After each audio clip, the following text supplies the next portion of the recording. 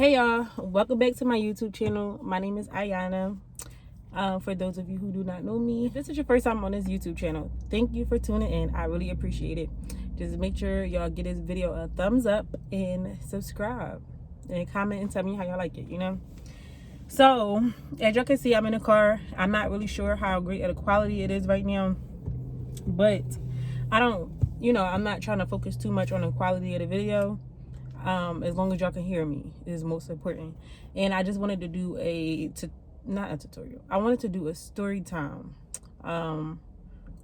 about, basically it's gonna be a story time, and it's gonna be a bit of advice for people who are going into this path with their waist bead business, or really any business pertaining to putting your product inside of somebody else's store. Okay, so as y'all recall, a few videos, I gotta lift my waist beads up because I just had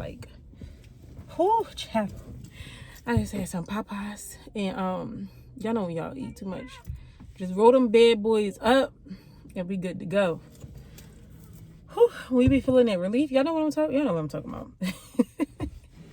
But do not let them waist beads just sit there and try to hold on while your stomach is pushing against them, because yes, you will pop them. But like I was saying, right? All right, so as y'all know, I had my waist beads inside of a store in King of Prussia, and I had my waist beads also in another store inside of Livingston Mall in New Jersey, right? Now, this is nothing to bash these ladies. They are both beautiful souls, and I'm grateful to have had that opportunity and the experience. I'm definitely grateful. But this is going to be this is my story. This is in no way, shape, or form to bash anybody or to talk down on anybody. So that's not what I'm going to do. But I am going to tell y'all what happened and the experience that I had with these waist beads. With these stories, because I feel like somebody can learn from this, and I know I've definitely learned from this. And if I would have known this, or somebody would have told me or whatever, then I would never have made this mistake, right? Or I could have avoided this from happening, right? So I had my beads inside of these stores for a couple months now. Basically, how I found these stores, I found both of these stores at pop-up shops, networking. And one person had posted, and she was like, looking for vendors to put inside of her new store and stuff like that. So I had applied for it. And, she was very excited, like, oh, I was hoping that you would reach out to me. Like, I really wanted you to be in my store. So it was great, right? The vibes was amazing. The store is beautiful, really, really beautiful. Now, I didn't have, like, any problems. Like, the contract was written very well. I didn't have any problems with setting up or anything like that. Everything was very thorough. It was nice. And then the second store was also at a pop-up shop. She came to me at the pop-up shop and asked me, could I put my waist beads into her store? And her store was actually a shoe store. So I'm like, okay, well, that's different. I'll just try it out. So yeah, I was taking any opportunity that was presented to me at the time, because I just feel like me personally, like, I need to experience things to learn from them. I do like to have, I'm very good at taking advice, but there's not really many people I know with products in the stores. I don't think I know anybody with products in the stores. So I had to be first, okay? That's basically what I'm saying. So like I said, the second lady, she came to me. There was nothing really bad. So like the way that it works is, these people, they would tell you if this is going to be a 3-month basis, like how long it's basically like renting a spot inside your store. So you have to know, is it going to be a month-to-month basis? Is it going to be every 3 months, every 4 months, like meaning so every quarter? Whereas though you either have to pay, like, how are you paying also? So you need to know, do they want like a flat fee of like maybe $350 to run this course for 3-4 months? Or do they want $100 a month? Or do they just want a percentage of the sales? So one store actually did a flat fee for like 3 or 4 months. I don't know, I forgot the exact fee. I will give you an estimate, but I forgot. It wasn't expensive though. And the other store, she just did a percentage, and her percentage was pretty high to me. That was the one concern I had with the other store. She wanted 40%. I believe it was 40%. If I'm wrong, I will put it down here that I'm wrong, but I believe she wanted 40%. So in order for me to make a profit at her store, I had to make my waist beads cost more, which is a problem, because when somebody don't know your brand and it's so expensive inside the store, they're not going to want to really buy into it, because people don't buy the product, they buy the brand. And that's how we trying to explain to y'all. And so that's really where that's where it became a problem, because her brand is new, and now you telling me you have these like $40-$50 waist beads inside the store. Is like, how do I even know that the quality is good? Like, but I couldn't sell them for a regular price or lower. I actually like to sell them for just a tad bit lower to start, but I couldn't do that because I need to make a profit off of this to make it make sense for me. You get what I'm saying? So it was free to start with her, but it was I had to give her damn near half of the money, and I didn't like that. So yeah, that now, fast forward, right? So August hits, mind you. That one store in Jersey, I only had my beads in there since July. So I'm lying, because I think the first day was August like 8th or something. Whatever that video dropped, and I told y'all that was that date. It was that date. That was like the first day. And I got, I think, maybe one payment, if that, from her. The payments are supposed to be every month. The payments are definitely supposed to be on a monthly basis, right? And I delivered everything fast, but turn my lights off. I delivered everything fast in a good time and everything like that, but my money wasn't coming in, and I'm confused, but I'm a very patient person. But when it comes to money, hold on. When it comes to money, I don't know. I don't like to be as lenient, because, well, now I'm not, because, people will play with you with your money if you let them. And, I didn't want to be all like, yo, where my money at? You ain't paying me my money. I didn't want to do all of that. And let me just say this, right? Both of these stores are they just beginning. I don't think that they necessarily just beginning their business, but they just opening up their stores inside of malls. And, me personally, what I've learned from this situation, I just feel like, let me tell you exactly what happened though. So before I tell you how I feel about the situation. So exactly what happened was they both was delayed on the payment. I think I got my last payment from both stores in August. And I don't even know, I think that other store, I think she paid me in September. Okay, so I kind of forgot where I was at because my phone keep hitting on me, but I think I know where I was at. Anyway, hopefully I jumped in where I was at. So I know that they both basically stopped paying me the money, like with no communication. Like the communication was not there.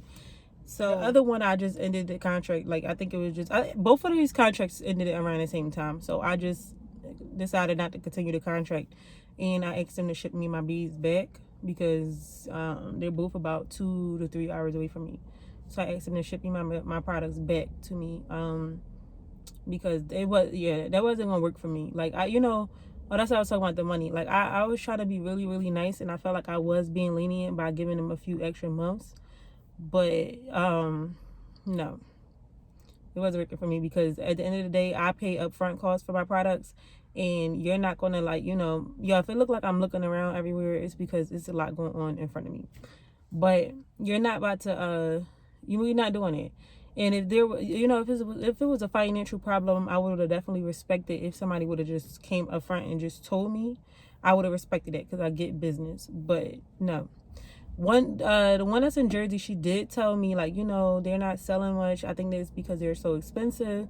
So I'm like, okay, but we could do a 30% off sale and see how that worked, which it did not work at all. So no. I paid about, let's just say, close to $600 to $700 up front for those beads and materials, and I made a good maybe $400. So I did not make, I still have the waist beads and stuff left over, whereas though I can sell them more, but it's just like the percentage that she took out was just so, it was too much. So if you are interested in putting your beads inside of someone else's store, try to get like 80-20 90-10 if you can, or just pay a flat fee, because that's too much for me. It was too much. It definitely was 60-40. Then I'm thinking about it, it was 60-40. It was too goddamn much, right? But I just wanted to give it a try and everything. And I'm, like I said, I'm definitely grateful for these opportunities. I do not regret these opportunities because they were both learning experiences for me. But I did go ahead and pull mine out. Now, the way I feel about the situation, I feel like I will not do this. What I learned from the situation, not how I feel, what I learned from the situation is that I'm not going to do any more business with startup businesses. You know, like people who are actually just trying to establish their brand inside of a, you know, if they're in the mall, like I need them to have at least a year or two being open and under their belt and have good foot traffic coming into their stores. And then we can discuss business. So if you want to take that advice, I think that's like the biggest lesson I learned, because I know being in business that the first year is the hardest year. It's always the hardest year. Like when you have opened up a storefront, the first year is going to be the hardest year. And going, you know, if they're already struggling with financial problems, how can they break even with you? Like, you know, and some people don't have that in their mindset to let me pay her first. They want to pay themselves first, or they have to pay their bills first, or they just might be making just enough to cover what they need to. You get it? So yeah, like I said, I definitely don't regret these situations, but I just wanted to keep y'all posted on what exactly happened with these situations, with these stores, and what I learned from these stores, and hopefully you learned something from these story. I mean, from this story. Oh, also, I wanted to add, right, because I know I'm going to get a lot of questions about how, like, how do I get paid? How do I keep track of inventory being as I'm in somebody else's store, right? So they both had two different methods set up. One of them was online, where though I can see everything, like I could see my inventory, I could see what they were selling, and I could see how much money I made after, you know, I could see how much money I made inside of it was a portal. I love that system because it was just so organized and it was very straightforward. And it calls for low communication, because I didn't really have to communicate with her to see, is that I could see everything. The other lady, she did it on a spreadsheet. So it was like an Excel spreadsheet where they would just kind of like fill in, you know, plug in the numbers and stuff like that and calculate it. Now I didn't like that because it wasn't for a phone. Like they gotta understand that everybody is not on a desktop. So it was definitely for a desktop. So you don't gotta keep scrolling all the way over, all the way down. It was too much for me. And it wasn't really in a way that you could really understand unless you know their system and how they was trying to put it or set it up. So that part I didn't like. But she did write down my inventory for me and write down the numbers, which I still have yet to go over to make sure that the numbers were even correct that what she sent me. But yeah. Now let me answer this question. Is it worth it? Is it worth it? I think that it's worth it because you get exposed to a lot of people who didn't know your brand and stuff, you know, especially if it's in a good location in the mall and it's a lot of foot traffic, then it would be worth it to try it out. But always make sure that you keep your brand on there. I make sure I had my brand on there. I had my contact information on my business cards and stuff like that with the waist beads, which I expected them to send off with the customers every time a person purchase.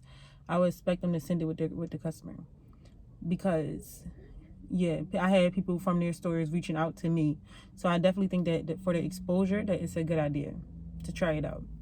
And it's just an overall good experience to just, you know, it's a great feeling to have your product inside of a store. Like, you know, like you're actually in a store. Like, who wouldn't want that? That's amazing. It's definitely an amazing feeling. It's an amazing achievement. But just make sure you're getting your money, sis, okay? That's all I got to say about that. Okay? But yeah, that's what happened. So, but thank y'all so much for tuning into my video, and I will see y'all in the next video. Oh, don't forget to subscribe and like. And if you want to shop waist beads, go to charmingtea.com.